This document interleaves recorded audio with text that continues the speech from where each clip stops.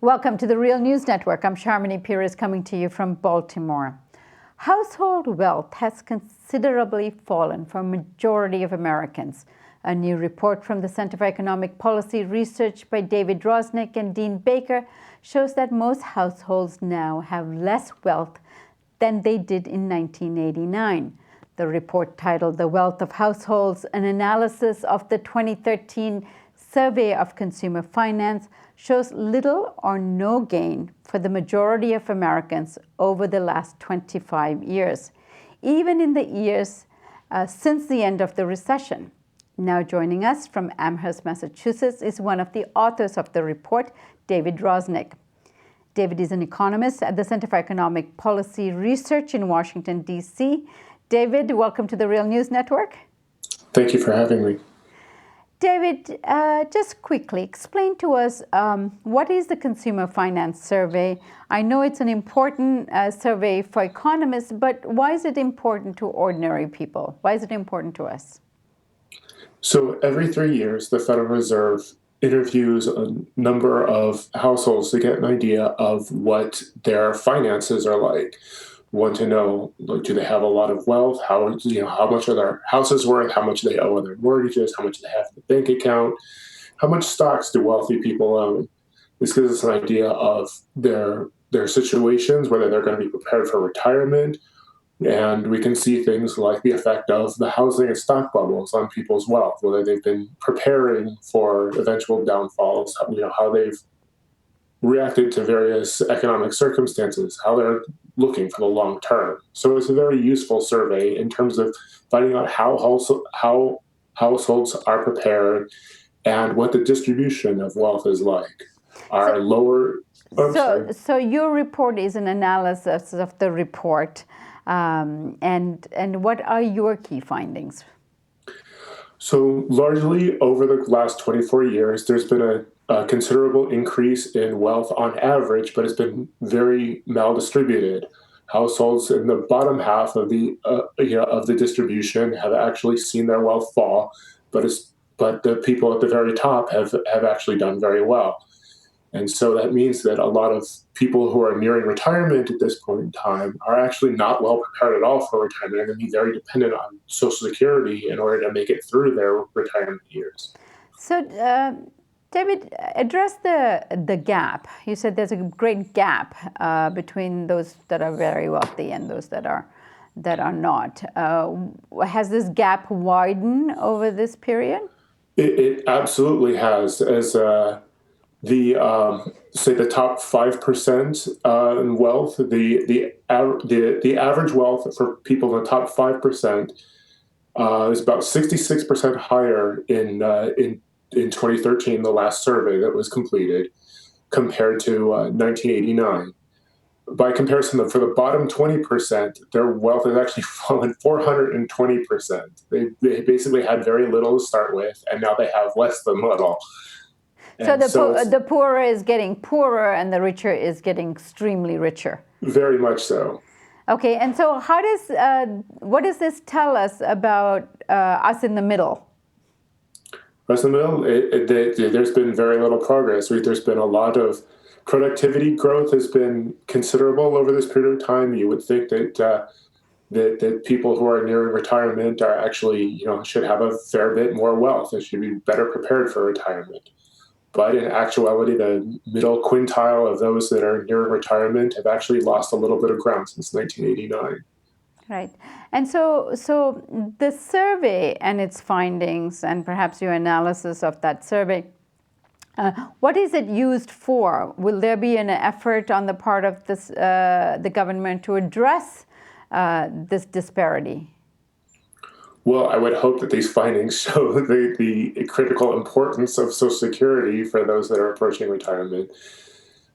Certainly, we can see the effects over the course of the last decade or so of the collapse of the stock market at the turn of the millennium, and the collapse of the housing bubble in this decade. You see how badly that hurt a lot of families, and families thought that they were going to be ready for retirement.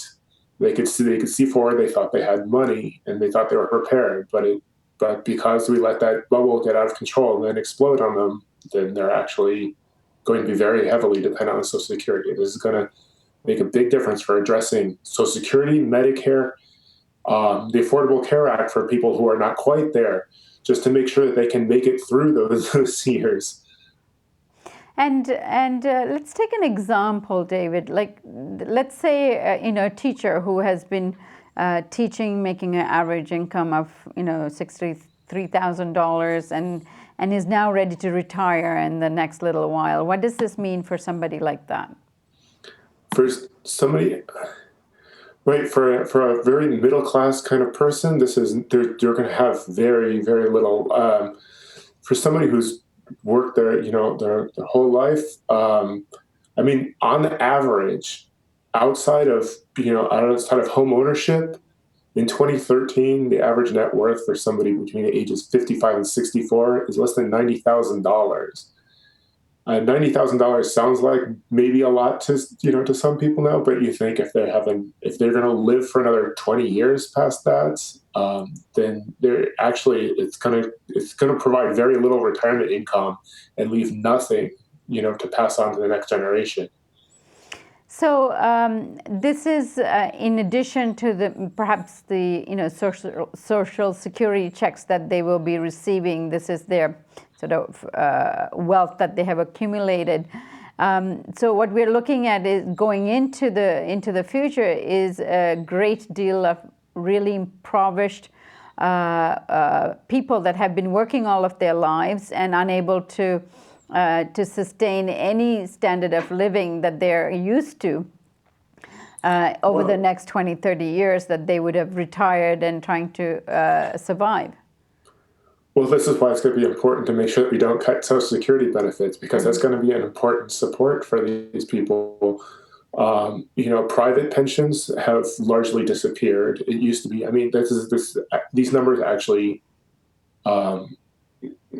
they actually downplay the extent of the disparity, because back in 1989, there were still, people who were near retirement actually had some sort of private pension they got from their employer.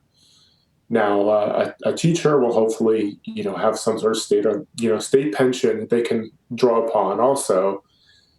But, we've seen, say like, private or public workers in Detroit have lost their pensions. And so and a lot of them, don't necessarily have the same Social Security benefits that the rest of us do. So they're getting doubly hit. The collapse of private and public pensions has been a serious problem. Right. And what is CPER saying about this situation now? What are some of the recommendations from your report to address some of this? Well, we need to be more aware of bubbles. That's one thing. I mean, households, will have a tendency to at least have some idea of what they need in order to prepare. If they have, if somebody's near retirement, there's only so much they can do to build their finances back up. But somebody who's in their 30s or 40s and suddenly realize they don't have housing wealth, they've got decades to rebuild their finances. So it's important that we that nationally, like the Federal Reserve and other policymakers, are able to recognize when there's going to be this kind of serious asset crisis, and make sure that this is prevented, so that families have a predictable source of finances to be able to build their wealth. They also need, again, I'm going to keep reiterating this, the protection of Social Security and Medicare, to make sure that there's underlying support, even even if things are going well for these families, that still they need core income support to get them through their retirement. Right. David, I thank you so much for joining us today and explaining all of this to us. Thank you. And thank you for joining us on the Real News Network.